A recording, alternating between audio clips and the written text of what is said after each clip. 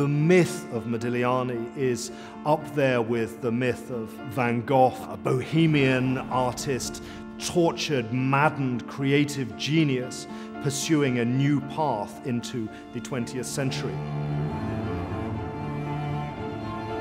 Modigliani was really a sculptor before being a painter. That was his dream, and his sculptures are actually more radical and more seminal to the history of art than his paintings.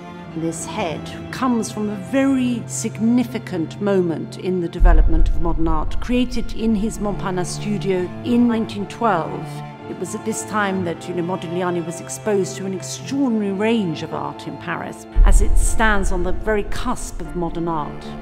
Modigliani assimilated this all, together of course with what Picasso was doing at the time. Demoiselle d'Avignon of 1907, that's already very much the birth of what you see Modigliani working on in 3 dimensions in this stone carving. This sculpture was one of 7 which Modigliani exhibited at the seminal exhibition, the Salon d'Automne of 1912, the Salon of the Cubists.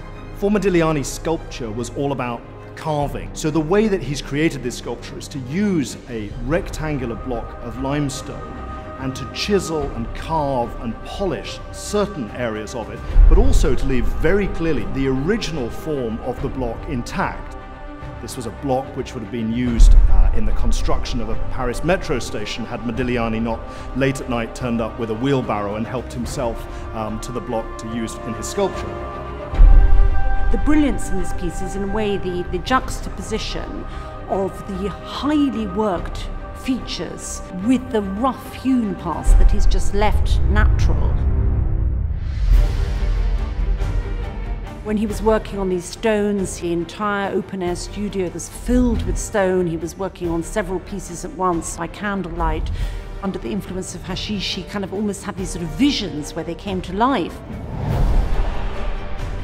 When Augustus John visited Modigliani in his studio in 1912, he saw these heads and was completely overwhelmed by the haunting features, and he purchased one directly from Modigliani.